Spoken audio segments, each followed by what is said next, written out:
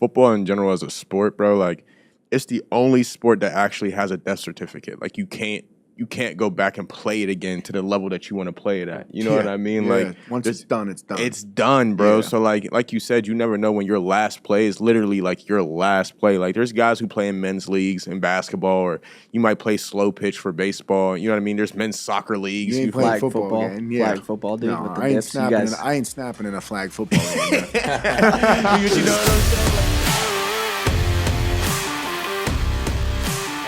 What's up, everyone? Welcome back to the Christian Kuntz Podcast, Season 1, Episode 10. Here are my boys, Vinny and Trey.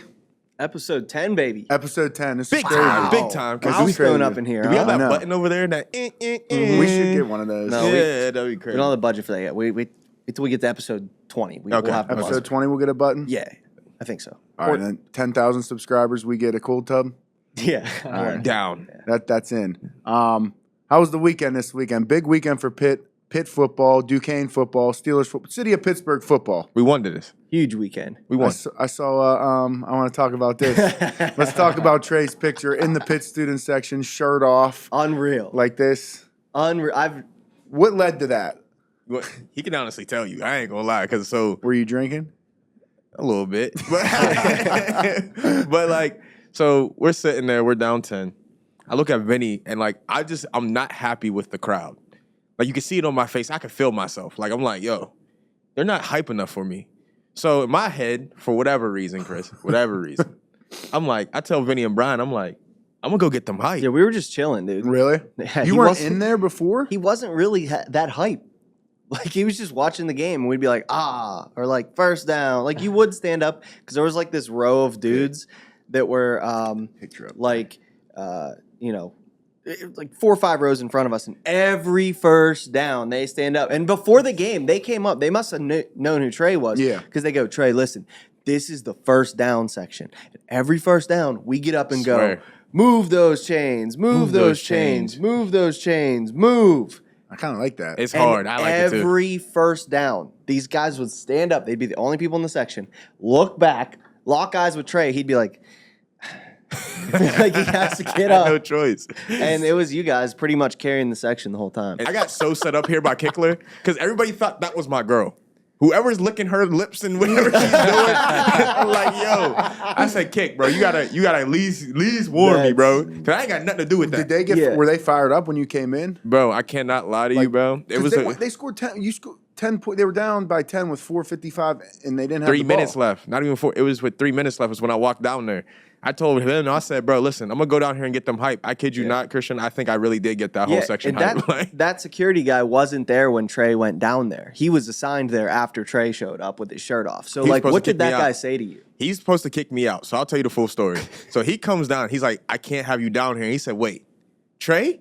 I was like, yeah. He was like, man, do what you want. Nah, for real? Wow, I swear. So I was like, you know what? That That's would it. never happen to So me. that like, day. I'm sitting there, I'm going crazy. You see these two kids right here to the right? Yeah. Those two kids specifically, they're like, yo, Trey. He was like, let's go. Was this the student section or was No. So this No, wasn't this in the is just student Trey section? with like families. And I got all the families turned up. Can't even lie. Turned to the max. Like the whole. Have you seen the video? I think so. Yeah. So I wish we'll maybe clip these into Yeah. like social media or something. But like Trey goes down there and they get like a first down or like maybe it was like one of the major like turnovers or something like that. And Trey's just like amped, dude, but his shirt's still on. And I got a video of him like just coming up flexing.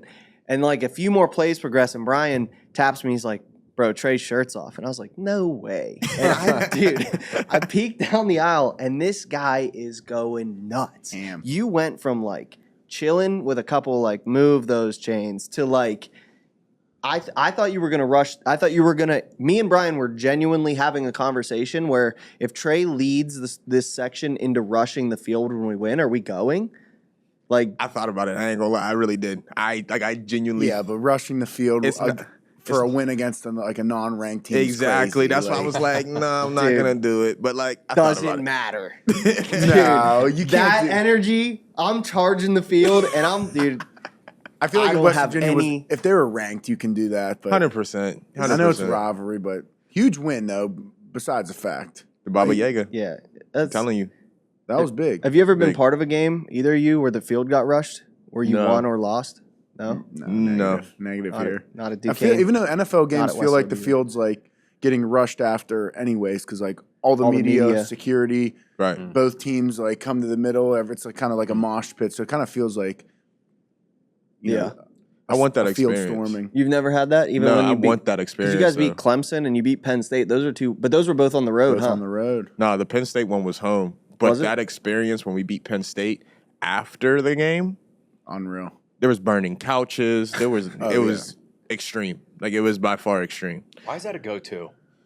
Why is burning like it's immediate? It's like I don't they know win, who let's burn a came up couch. with that. Like, Biden's where did that couldn't- start? It burns well. Yeah. That's about all, That's all we know. That's about the only thing I can think of. Yeah, Why? I mean, like, why the couches immediately? I don't know. Like that's a good question That though. is Like a who great started question. that? Like who started burning Yeah, who couches? was the first? Probably Like, somebody, probably McAfee. What would Probably be Pat. what would be the school that would start the couch burning? West Virginia. like in college. I think West What- Virginia. West Virginia. West Virginia West started Virginia? it. Yeah, That's they've a been, West Virginia thing. They've been doing that stuff for years, dude. Yeah, they were just doing that stuff, and then they were like, "Oh, there was a football game today." Like they were just burning couches, dude. That's just- Naturally. there's nothing else to do. Right.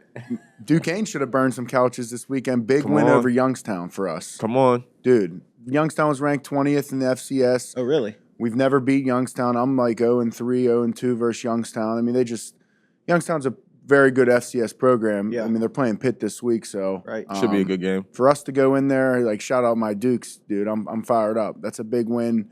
After they, went to BC, they were in Toledo week 1, then Boston College. Like those are tough games for us. Those are Like, rough. Are they? They're still undefeated?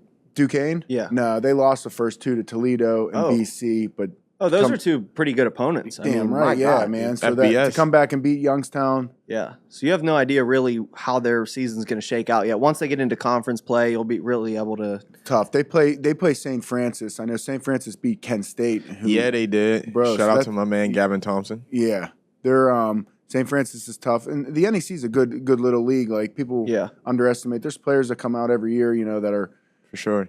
top tier talent. Like Aiden Garnes, our corner from last year, is starting for West Virginia. Yeah. They came and poached him right when we played West Virginia 2 years ago or last year, whatever it was. They were like, if that kid hits the portal, we're getting him. Of course, he hits the portal and we lose one of our best players, but that's what college football is nowadays. What it is. Hey, you guys reloaded though. You know what I Yeah, mean? we- Came out, got a big win. We did, and now we play. We don't play Wesleyan. We play West Virginia Wesleyan this week. That was I Mm. don't know if they're Are still they in your same. conference? They were. We were in the WIVIAC, but they changed the WIVIAC to like the.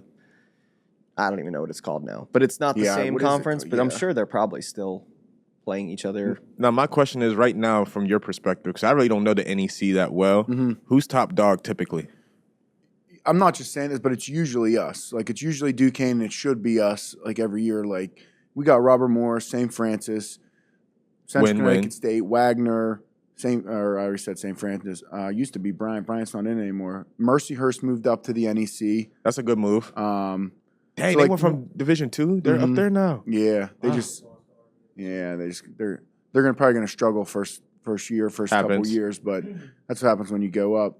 But yeah, normally us, as it should be though, like we should be able to recruit better than RMU. We're in the city, right? Right. More to offer than Loretto, PA, and St. Francis. Now, look, I'm pitching Duquesne to all these kids that are listening. You got a sponsor for the show we don't know about over there? Maybe. But yeah, big win, and then obviously to finish it up Sunday, we Come go on the road and get our second win, which was huge. Yeah. How was that, man? Like, how's the trip up to Colorado? The whole experience. Take us through the whole experience. I don't think we actually understand, like, how does that work? Yeah, so West Coast game, like usually we leave Saturdays, 3:00, wheels up, whatever. We left in the morning, 9 a.m., wheels up. We get to Denver, probably around like 11 o'clock their time. We have like an hour and a half break, and then we have our meetings, like our lunchtime meetings, which we would normally do in the morning before we leave. Because we left early, we carried it over, we did it in there. Then you got a little break. I had some family out in Denver. I was able to get dinner, That's cool. see some family, Nice. come back for nighttime meetings, and then wake up and Get to breakfast, and you're on to the stadium. And dude, that stadium's sweet. Really? Yeah, Was your first time playing in it? first time playing, and I've been in it when I was with Denver in 2018 on the P Squad, but playing there and then like seeing the stadium from afar, it like looks like a cowboy hat. How it's like, Oh, that's cool. dude. It was one of the cooler stadiums I've been in, and like their fans, they got great fans out there in Denver. It was lit. Their field, the conditions, like the ball was flying. Really? Bro, like they were kicking like 60, 65 with room to spare in warm-ups, like kickers, yeah. That's Balls, crazy. 5-0, easy hang, like end over end pooch punts, like you know how pooch Stuff punts just don't. carries. Yeah, it's like noticeably different, but hostile environment. Like we went Gotta in love there, yeah. We Steeler football, man. We won 13-6. Like that's a Steeler win. That's the a most Steeler win. Steeler win of That all is, time. yeah, dude. such a Steeler. I feel like everyone says the same thing. Like that's how the Steelers win. Yeah, Yeah, It's and just how it every is. single year, crazy. you hear people go, "You can't win like this. You can't win games against." And then every year we Every sweep time. the Ravens, and every year, and I'm just saying, like Truth to truth. we've dominated within the know. division, and like there's teams that can score. You know, you see like averaging 30, 40 points a week. They play Pittsburgh, and that defense is just different, dude. Can I Like s- it's a whole different ball game. Can I say something about the defense this year? Last year, the defense was like, it was good. But this year, with your DBs mixed with your defensive line, it is actually like crazy. Like this might be close to the Elite steel level, curtain. dude. Yeah. It's elite. The defense is Easy there, Trey. Legit. But it's elite. Deshaun Yeah. Elliott's been going. Oh, Deshaun Elliott's going crazy. yeah. Deshaun's a stud. I mean, dude, we have some talent. Like, I mean, obviously every NFL team has talent, but like, put it all together, our defense is scary. Our D line, obviously, our edges. Like, I mean, we have two of the best in the world, Alex and TJ, obviously, and then you know Minka in the back end, Joey. Like, What's been like the biggest surprise for you? You know, just something that you didn't expect to be, you know, taking place before the season that you're like, wow, whether positive or negative.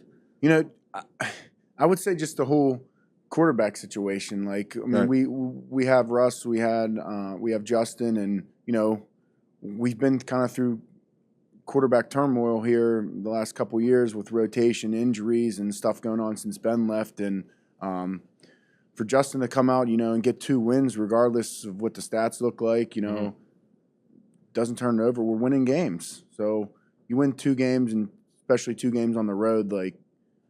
Dude, you can't start off any better than that. Yeah, Like, road wins in the NFL are hard to come by in the first place, and to get them early, it's a hot start. That's Yeah. huge. Yeah, it's a big start. Especially because the Falcons just beat the Eagles. I saw Right. that last Which is night. crazy. Game winner. Yeah, Yeah. the NFL is so dynamic, dude. Like you genuinely don't know. Any given Sunday. That's Yeah, why, like, it's- when people ask me, like, when we go to play, like, I know last year we lost Arizona and New England, and people were like, "How you lose to them? How you lose to God. them guys down there?" Like, they were 3-11, whatever they were at that Crazy. time. Like, it's the NFL. Yeah. Everyone forgets, like, they're on the same salary cap that we are.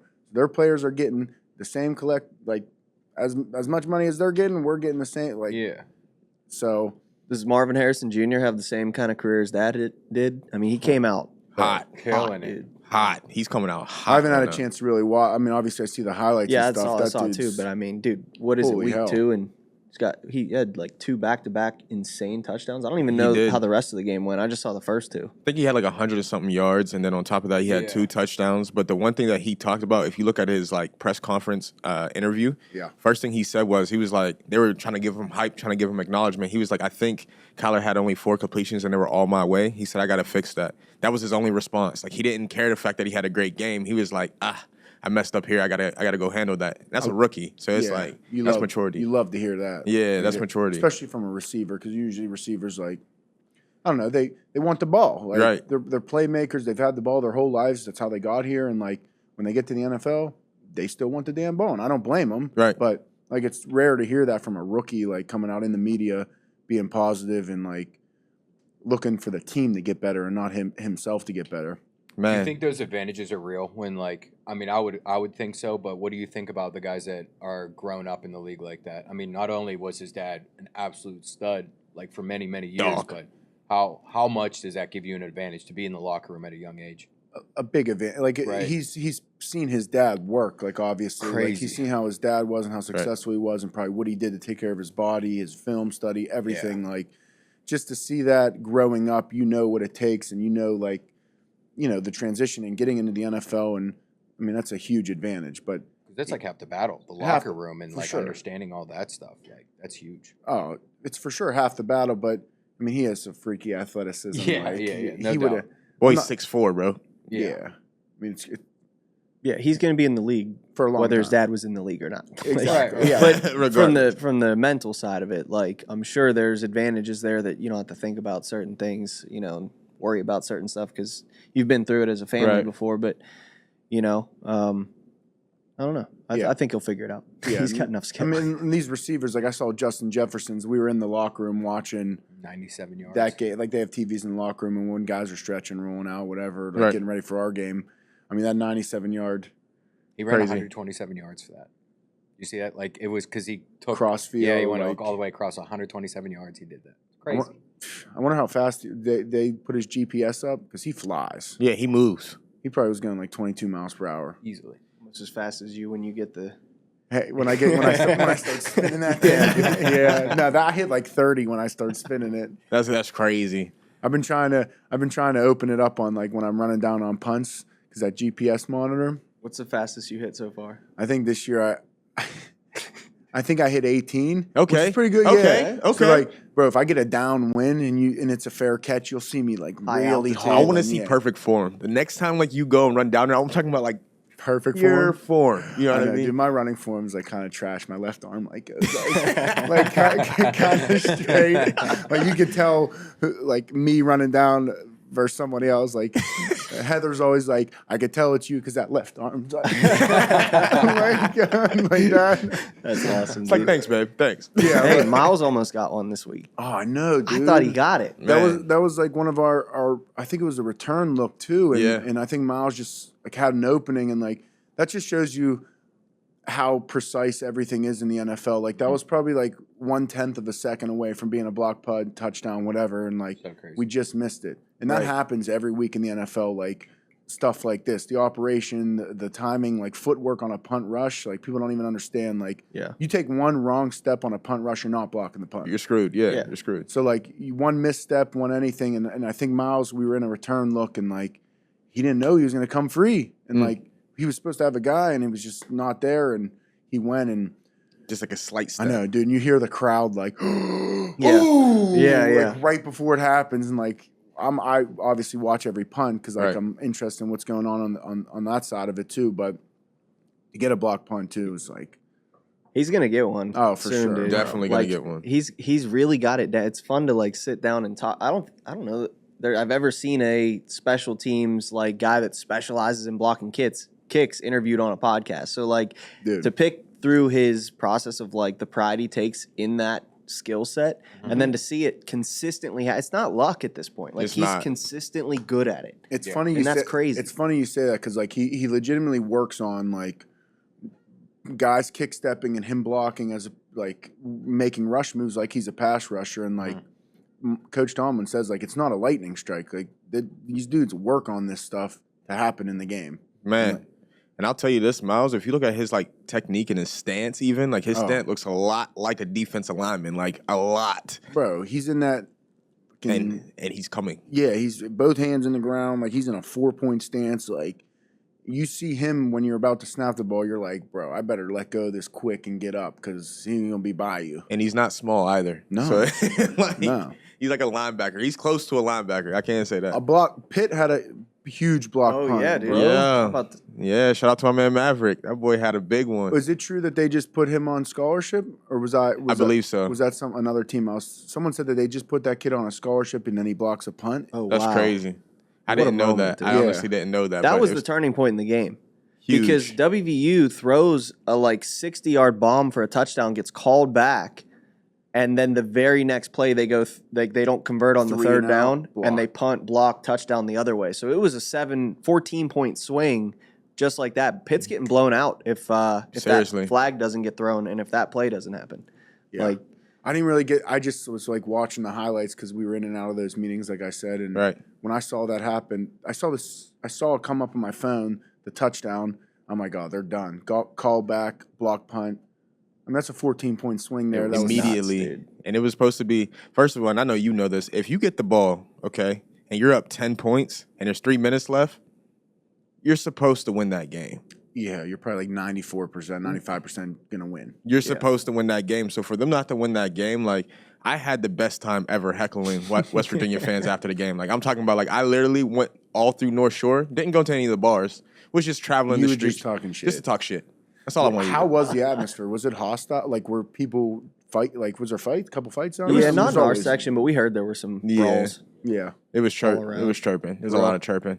I mean, there are a lot of West Virginia fans in Pittsburgh. I mean, we're 45 minutes away, but Yeah, Yeah. I heard it was pretty hostile. it was. It's basically if you just put all it's like take Sunday Steelers fans Yeah. and just divide them in half between Pitt and WVU fans. Does- It's just yeah. all Steeler fans, Yeah. just pretending like they're not, And then they because come, they have different college fans. You That's know what I true. mean? Like they're all just true. Steeler That fans. is true. and then they come together on Sunday. And Yeah, root and then for on us. Sunday they're like, "Yeah, dude, like high like, five." missed you, bro. Like, That's actually hilarious. Think about it. it's the truth, though. Everybody that's a WVU fan, for the most part, is a Steeler fan. I went to school Yeah. in West Virginia. Most of them are Steeler fans. Even into Ohio, like East Liverpool, Yeah. that area, the Ohio Valley, most of them are Steeler fans. So when you have a Pitt WVU crowd, it's not like Pitt Penn State or like, but even Penn State, like Yeah. there's a lot of Steeler fans. For so sure. it's just funny how, in college, you're literally like people fighting because it's WVU versus Pitt. And then if they were to come the same weekend to the next day, they'd be like high-fiving each other. Bro, it's so bad. When I tell you, you could hear "Eat Shit Pitt" just as loud as you could hear "Let's Go Pitt." Yeah, Oh that was, my I'm gosh. sitting there that like, was a cool moment. I'm sitting there just laughing because I'm like, this is real beef. Like when he's saying like it's really just Steeler fans split down the middle. It's really that. Like you could hear it. Like you hear "Go Mountaineers." Yeah. I'm like, man, this weekend. You know, they were screaming that from the top of their lungs. screaming Oh, it. yeah, dude. Screaming it. It was a That good is time. great, It Though. was a though. great environment, I gotta say. It was the best live I agree. game I've ever been to. Yeah, when I went, I don't know what year it was that. One of the years I went, that was the best Pitt atmosphere I've been to. I think since Pitt was ranked and they played Notre Dame at home, it was sold out. Like anytime Notre Dame comes to town, it's Yeah. It's a a good time. booming game. But I wanted to ask you about, the rumor went around of Narduzzi like practicing inside because I didn't see him practice last week. That's true. Um, That's and true. and I heard some things that we got a couple West Virginia guys on our team. That's true. That's I'm letting you true? know that's true. For Penn State, What? we never practiced outside because you guys had, what's his name, Fryermuth at the time. When we played Penn State for the last time, Oh. we didn't practice outside because he was there. Bro, I'm telling you, like, that's a dude's, like, thing, bro. You won't ever That's catch crazy, him dude. practicing outside if we're playing somebody that's relatively close.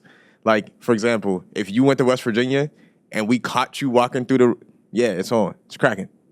I'm trying to tell you. Yeah, but like, dude, no, like disrespect. I 100%. obviously respect the hell out of like Narduzzi. He's a very successful coach, but like, there's no way in hell that like Zach Frazier, Beanie Bishop, whoever we have on our team from West Virginia is watching that practice. Like they got their own shit to worry about, bro. They're playing in the NFL. 100%. They're in their second NFL game. He's starting at 100%. center. You think he's watching what Pitt's running? 100%. That's insane. Like, That's hilarious. But it's not even just him. So we actually, at one point in time, bro, and this is the reason why I do understand it. Can't trust them, dude. I respect it though. You know what? But I you like know the the center for mindset. victims right behind the field, right?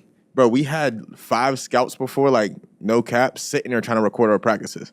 Like, you could catch them, like, you would see them. My time period, probably even more, but in my time period of being there, there's a couple times where we had to send guys over there, like, yo, like, you gotta go. Tell them to stop recording. Yeah, like, you gotta stop recording, you gotta go. So, like, I see that point, especially being that close. 100%. You know what I mean? Being that close, I do see the value in it, but, like, bro, like, it's real deal. Like, he probably made y'all walk around while they were practicing. Like, you probably couldn't go through the indoor.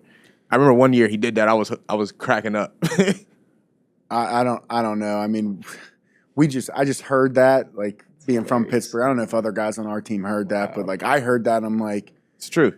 in my mind went to right. Like Zach Frazier he's thinking about playing the Broncos, dude. This man, he probably doesn't even know Pitt and West Virginia were playing at that point. Like, he that's probably true. knew. He probably knew, but like, he did not give a shit. I will say this though, I like him a lot. Zach Frazier, I love how he plays because he plays like an aggressive offensive lineman, which you Dude. don't often see as much as you used to.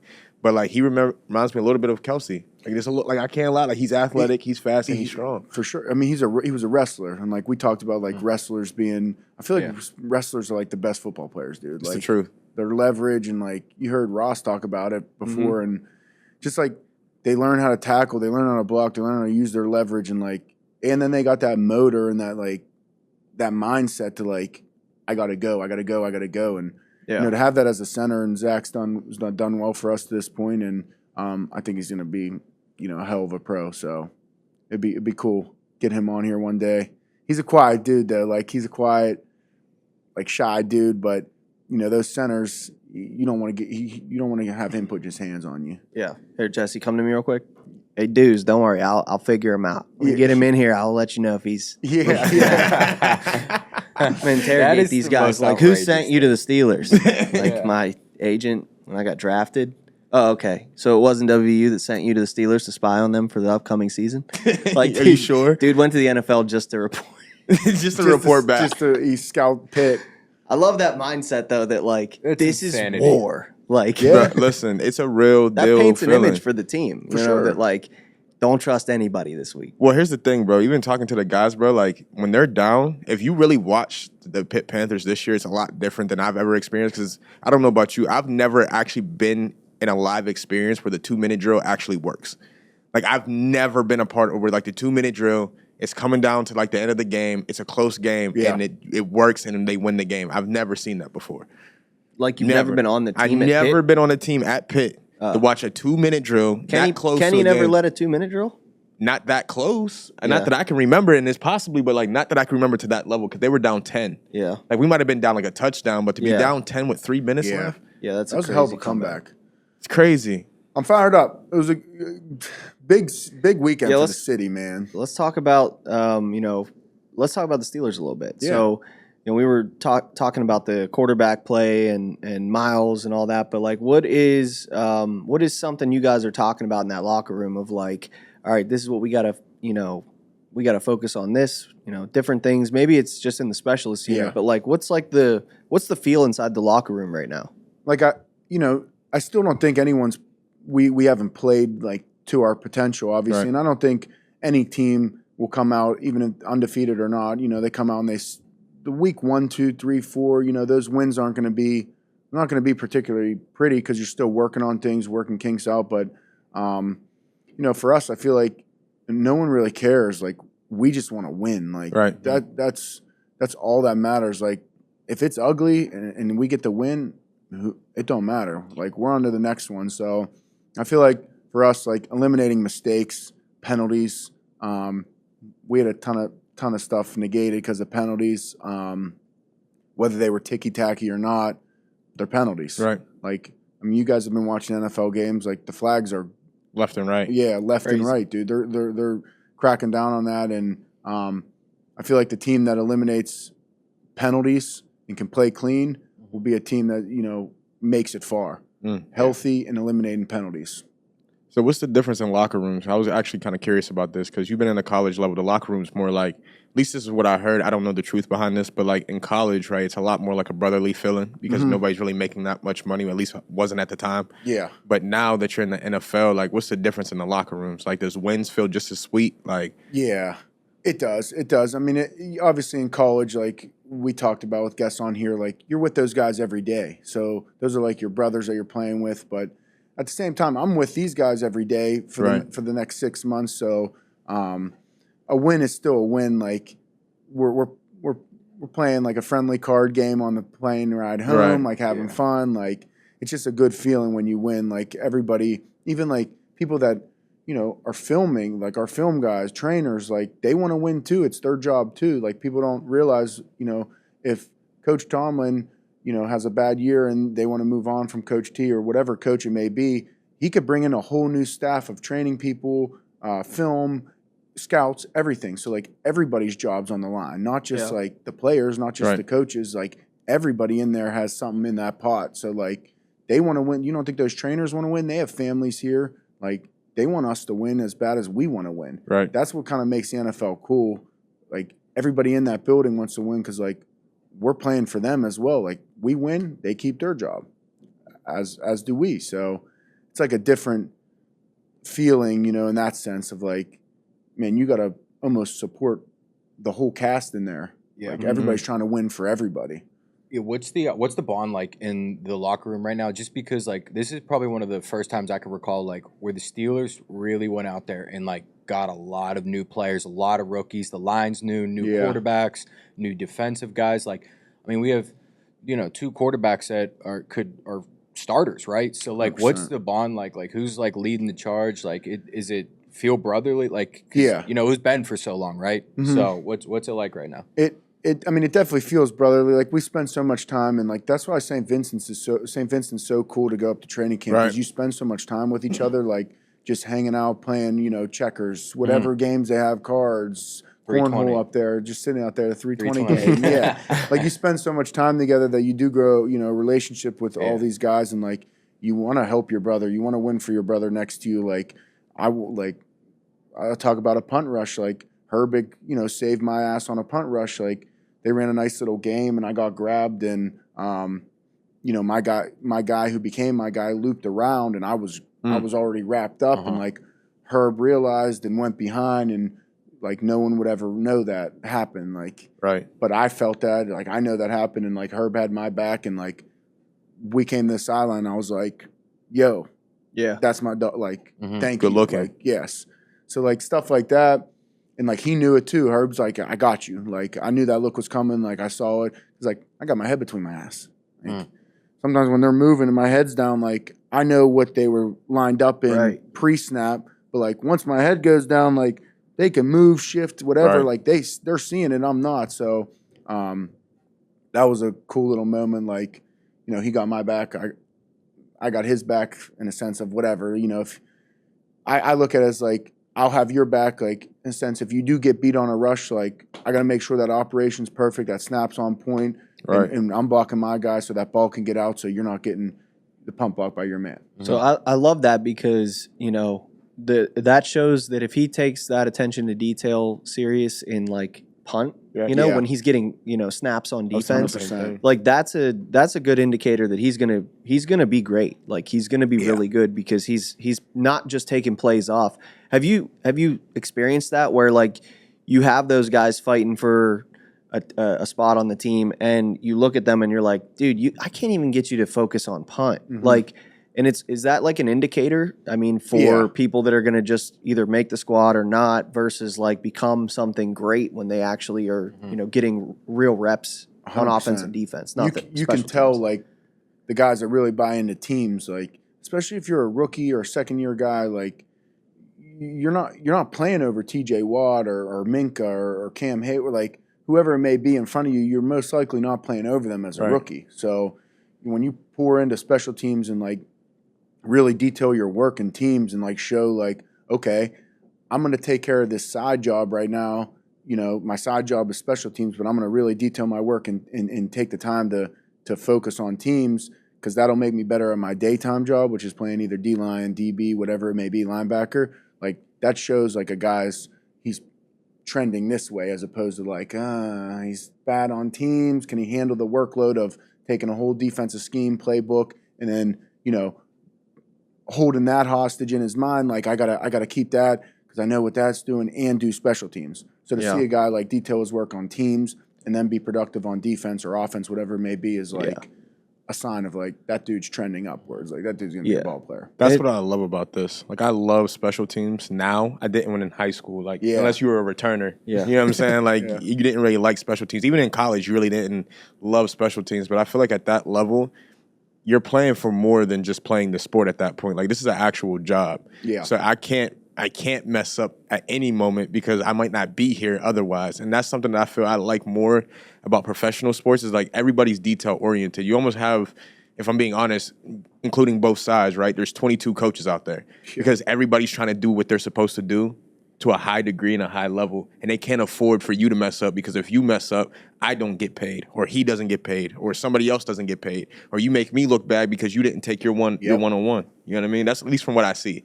Yeah. Yeah, but there's probably a lot of ego that goes into that. You know what I mean? Like, there's probably a lot of guys that are like, dude, I'm good enough. Like, I can 1000%, give, I can give half-ass energy on this. And then if I mess up, oh, well, like, they know what I can do. But it's like, people don't realize that mindset, like, that's toxic because you're going to get those reps if your skill is good enough. But it's like, 100%. If you still have that mindset when you're getting those reps, you're not going to apply that to getting from good to great. Fact. That's the difference, I believe, is You're right. in sports, in life, everything, dude. It's mindset. Yeah, 100%. Can you do the shit nobody wants to do?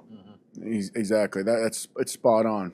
on another note, it was cool to see the matchup between GP and Patrick Surtain. Man. Yeah, bro. And GP was eating. Hey, that throw Crazy, when dude. he I was standing just right there. I know it got called back, right? called But back. like, dude, that was like unbelievable. Bro, I was like standing right there because he was scrambling towards our sideline. I was literally like, because I stand behind the play and he kind of went like behind to scramble around. Like to see it from the sideline, like he threw this thing like 40, 45, 50 yards like on a line. It was like a line drive on the run. Right like, on the money, dude. Throwing it back towards Crazy. this way a little because he's rolling. Like it was nuts, crazy. I love him, bro. I ain't gonna lie. Yeah, Like I he's love tough, how he bro. plays, bro. Like, and then on top of that, bro, like where the Steelers are going right now, if you ain't think GP was a number one before this season, I don't know what else my man got to do. I call him the Slim Reaper for a reason. Like my man, real life, don't matter who's lined up out there, he's coming for all the smoke. Yeah, I saw a clip that he ran like a deep out on a third down when he just like kind of like stemmed them up, and then just broke them off. Like he had like 5 yards of separation. Easy completion, Different, third down, dude. but like different for sure. His route run is different in year 3. I will say that. Like he looks. He does. So I agree with that. His route running, yeah. I mean, George he's a 1. Like, Yeah. he's a 1, and it shows, and it showed 2 weeks in. I know his numbers probably aren't like crazy, but the dude demands doubles, which lightens the box. Yeah. For the run game, which lightens the load on the other receivers, Pat's job, everyone. So when a guy like that demands double teams and demands that much attention, like it makes the offense that much better. I think I pinned down the perfect, like when someone says describe like his type of play, like because he's not like Randy Moss style. I mean, he has elements of that. He's not really like, there's nobody that you can like pinpoint and be like, George Pickens is like this guy. I guess there's comparisons, right? Like Jefferson, but I still think like Pickens' like body control and like ability to Different. his catch radius. I've never seen anybody right now in the league like that. And I think the best way that I can describe him would be, and this is just my take, so you get to tell me if I'm limited here, but he reminds me of, you remember Brandon Lloyd? Do you remember Brandon Lloyd? Oh, yeah. That's Yeah. a great one. That's a He's great got Brandon Lloyd body control with like Randy Moss ability to get separation. Right. I Like, like Randy that. Moss has crazy body control, obviously. Yeah. He's Randy Moss. But like Brandon Lloyd was like shorter, Oh, it was but he wild. made some of the most Crazy catches. Ridiculous circus catches. catches. He did. You so know, underrated. That's a great one. and like I think it's super rare to get like someone with that size or like that stature in your routes and like your speed and separation, the way you're like able to like set people up and also have that body control to literally like I mean, Anything. you've seen Thing is- Was it Pickens that said one of his top 5 receivers was Michael Crabtree? Yeah, I Was think that so. was that him? That's like so on Brandon. Huh. That's perfect. That does 'cause make Michael sense. Crabtree had crazy hands. Crazy, Like, yeah. I That mean, Michael- Pickens is definitely tiers above, but we're talking straight hands, like to reel in those catches. People One of sleep That's on a his great footwork. comparison. dude, one of the best receiver DB rivalries like Oh, of all yeah. time was Crabtree Snatching the and chain. Sherman, Richard Yeah. Sherman, Oh, when man. they were like Snapped his going back chain. and Oh, forth. yeah. Dude, that was Chirping. that Talib was so too. great. Oh yeah, listen. Talib.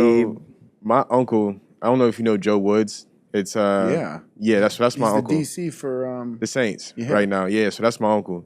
So essentially, I remember because he was with Talib, and he said Talib was one of those guys that like, if you're at a bar and you need somebody to fight for you, before you can even look around to find somebody to fight with you, Talib's already punching somebody in the face. Yeah. And when he said that, I was like, he played like that. Like you he could tell he was played- aggressive. He was a yeah. pit bull. I'm not surprised to hear that at all.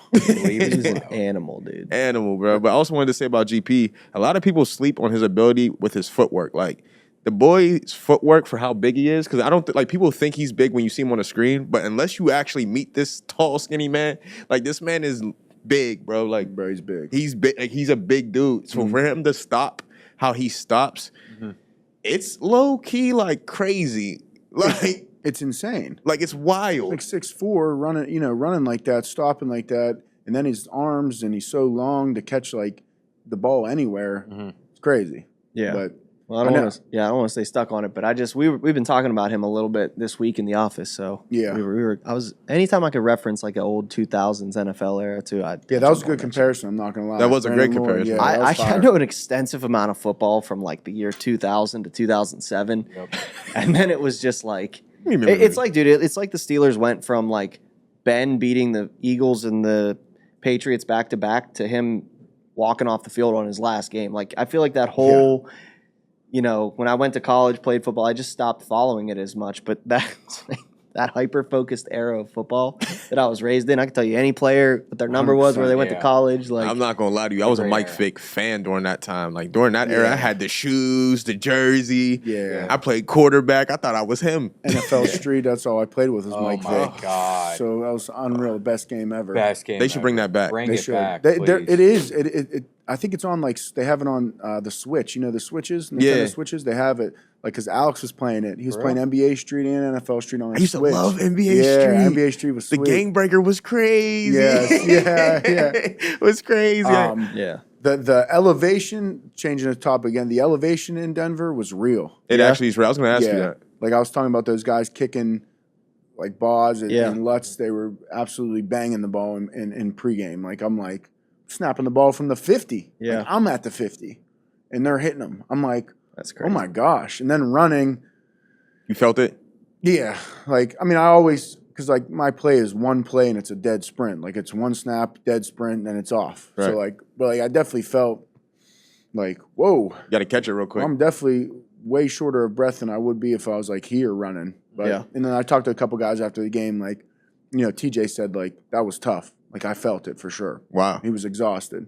Yeah. How do you keep yourself warm? Because you do only get one play. And I know, like, sometimes those one plays, like, it could be long before you go back on the field. So, like, how are you keeping your legs actively warm? That's a great question. Like, usually, like, I warm up, I go out an hour. So if we're playing a 1 o'clock game, I go out an hour and a half before to warm up, Boz and the punter. So I'll start, like, actually warming up for the game at, like, 11. Like, 2 hours before the kickoff, I'll be doing, like, a mobility circuit in the locker room, like one of our strength coaches run.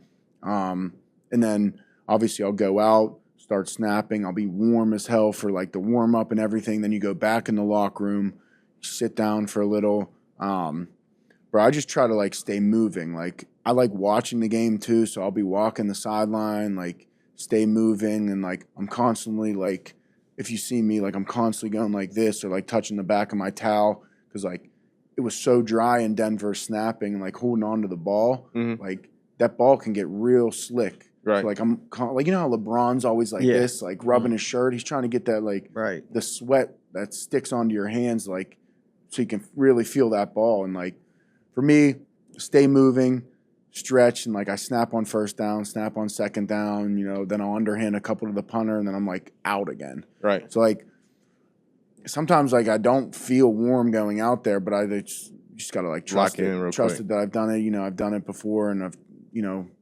hundreds of reps out there, so it's like a trust thing, like, go. Yeah, I want you to talk just a little bit about this, but obviously what happened to Cam, terrible, man. Yeah.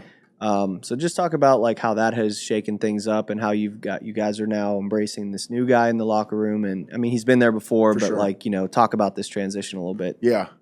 Sucks what happened to Cam. We talked about it. It just happened. Such a good dude, it's terrible. But, Corliss was here in 2021. We got to play 2 games together. We were actually on the practice squad together in 2020. That's when crazy. we first met. Yeah, so, like, I've known Cor for 4 or 5 years now, and we snapped together. And he's a lefty, so it's a bit different. My job, deliver the ball, man, on target, on time. Clean protection, but it's a hair different. He lines up differently, offsets his ball. Like, people. When teams play lefty punters, they tend to bring in workout lefty punters to get their return men some action. So, like, the ball spins differently, his end over ends are different, it's a different way. So, like, it is different playing a lefty. And then the fact that he lines up differently, like, he offsets on the total opposite side. So, like, I've been snapping with an offset, on my left with Cam. Right. Now it's on the opposite side. But like I said, man, it's like same shit for me. There's no excuse. I got to deliver the ball and do my job. I love that, man. I ain't gonna lie to you, and I love how like you really do take your job seriously. But I got a question for you. Like, how much did you take ownership in special teams before you got to NFL? Not much, honestly. Like when I was at Duquesne, I played special teams my freshman and a little bit my sophomore year, and then after that, that was really it. And I knew how vital special teams was, but I really didn't like give a shit when I was in college. I was playing defense, and I wish I would have cared more, and I wish I would have almost like I was a leader at Duquesne and one of our captains for 2 years. So like I wish I would have pushed the guys that were straight teamers that might have been walk-ons or whoever weren't playing that much to yo, you know how important this is? Right. Like if I go back, that's what I wish I would have went back and kind of pushed them. Yeah. Like, man, we need this field position. Like, right. And then just different things that I've learned in the return game, different schemes from Danny, just being in the meetings, I learned so much. And Cam Johnston will say the same thing. And obviously he's been with a couple of teams.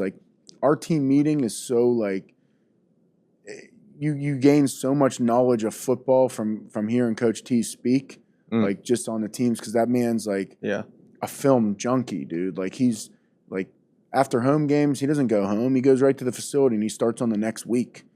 And that's then crazy. Bro, he's like a hole in the wall office that's not his it's not his normal office. It's a hole in the wall with TVs, his keyboard. That man just goes to work, and he knows everything about every player on that team, every situation, every guy's matchup that's tough. He's highlighting that and letting the team know yo, we got this rusher on punt. He's going to be rushing on the edges. Who's our slot this week? That guy, whoever it is, say it's Peyton Wilson. He's Peyton got his hands full this week because this edge rusher's legit, and he got clips from it. Prove it. Bro, it'll be. So he takes a lot of time on his craft. Bro, there will be, Coach T, yes, film junkie. He'll be talking about guys that rush on field goal block, on a PAT. You know how important a PAT block is? You get one PAT block a year, you're great. That's rare. And he'll highlight PAT guys rushing on extra points, and people think that's just some off play. Right. Yeah. That ain't an off play, bro. That's a big point. Right. We take that shit seriously. So it's it's cool to see and so insightful. I've learned so much about football being in these meetings. And I love it because I'm a football guy. But right.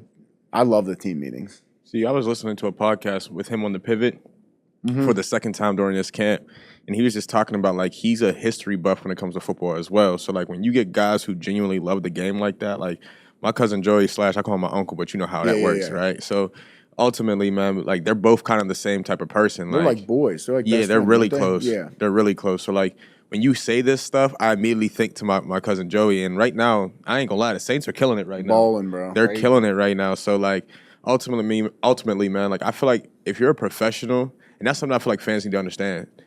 Just because they're professionals, right? They're still human. They do make mistakes, but don't disrespect because they take a lot of time inside their craft, a lot of time. And if you don't, you just probably won't be there for long. That's just honestly how it goes. You have to. I mean, the NFL stands for not for long.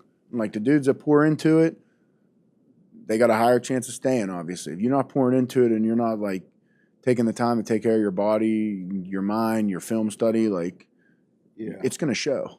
For sure. Yeah, leaning into the mental aspect of things, I want you to speak into the situation with Bryce Young right now, the fact that he's getting benched right now, and I don't know if that's necessarily going to be for good, but this is a former first overall pick, and that's got. I mean, how do you even process something like that? And can you imagine the hate? I'm sure you can, but I just speak on that because it's got to be a dark place. Yeah, it definitely sucks to see a guy like that get benched. It sucks to see anybody get benched or get hurt or anything like that. The mental part of it, people don't talk about, the mental grind of a season. Yeah. We're in it now. Dude, we're so early in the season, but week 3 to get benched and you're the franchise. It's got to be tough on a guy, and he's probably getting a ton of shit on social media and like crazy. Yeah, and fans don't understand that or realize that. But he's just a human being, and he's not in the best situation. Right. He got drafted to Carolina, and they're in a rebuild. It is what it is, and the mental grind on people. Like you play one bad game, you play two bad games, like yeah. You start to catch. I mean, there's enough evidence. Like, I mean, look at Geno Smith, right?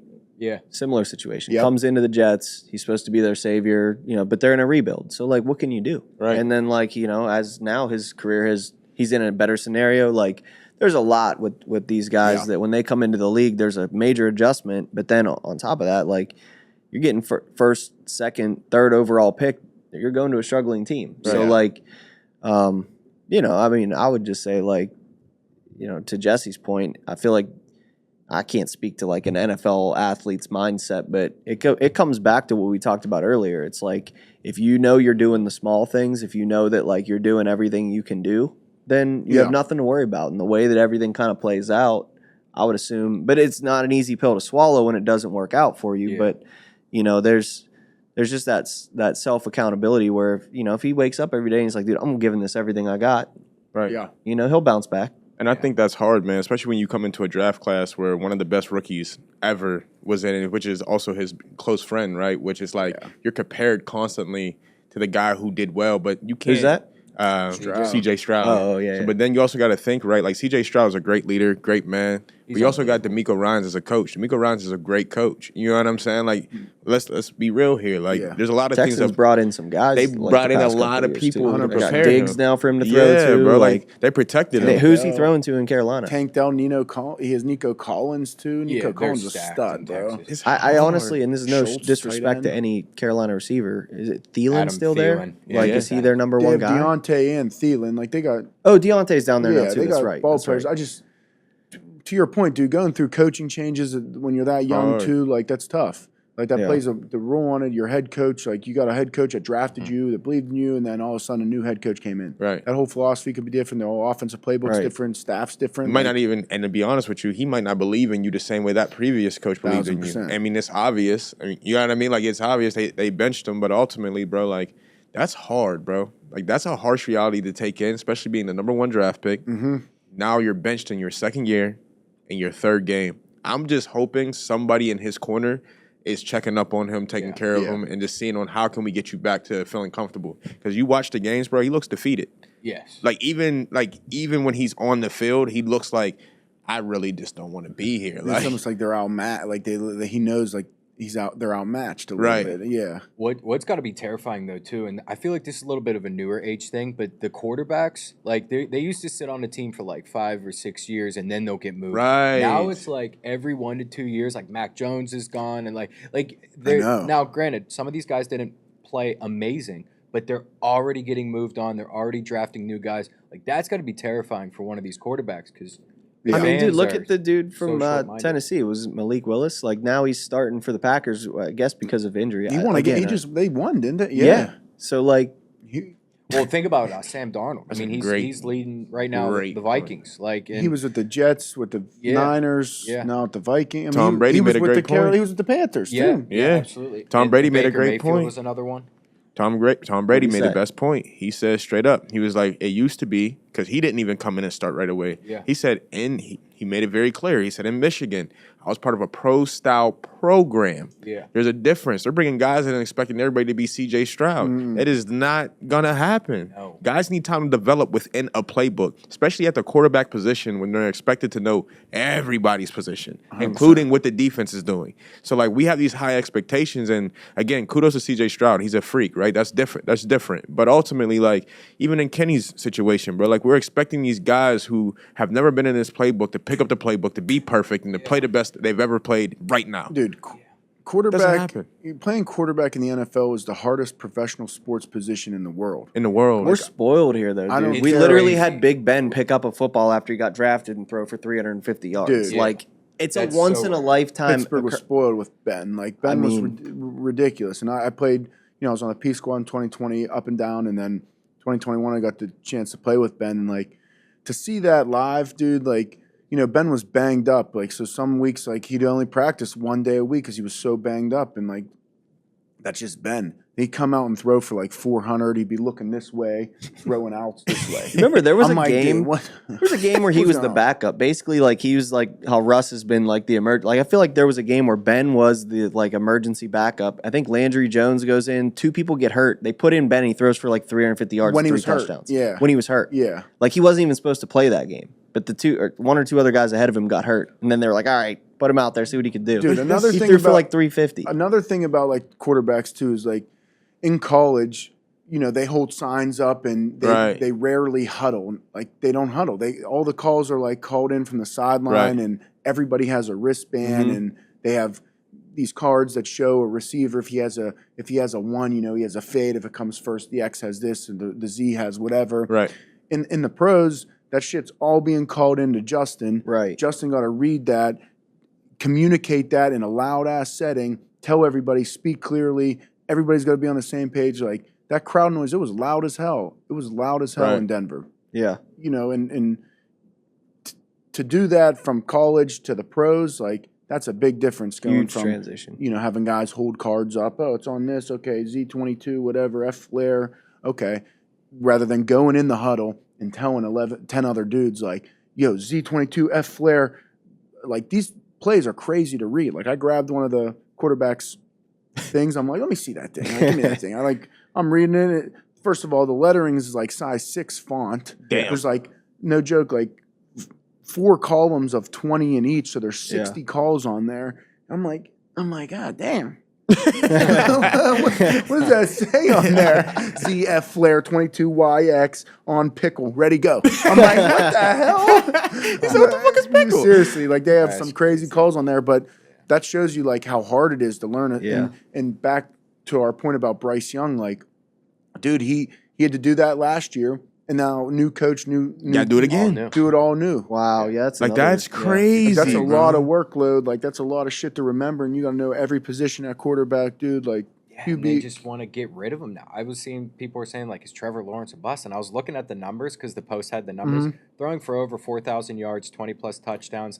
And listen, these people, yeah, dude. he's maybe not C.J. Stroud, but you want to trade that? He's And not a risk bust. Yeah. risk that's not a another college bust. quarterback, like, it's tough. That's what's crazy is like I don't even think Justin Fields has gotten to his like prime time yet because he doesn't have enough time they to already got really rid of him. to be in his prime yet. Yeah. Like quarterbacks, just like any other position, they need time to grow into the space that they're in. Now the only difficult part is, I'm gonna be honest here, is that the younger the generations go, kids are getting somewhat a little bit smarter because we got a lot of NFL guys going back, doing a lot of training sessions and doing all these things. So I feel Social like, media. I feel like organizations are like, I can just go get another one. You know what I mean? So it's like, it does make it difficult, but Tom Brady also said, he says that they're not teaching the game how they used to teach the game. Like it used to be a real thing to understand football. Now I feel like a lot of coaches are trying to like dumb it down. Shortcut it. Yeah, for the guys, and it shows, bro. Like it shows.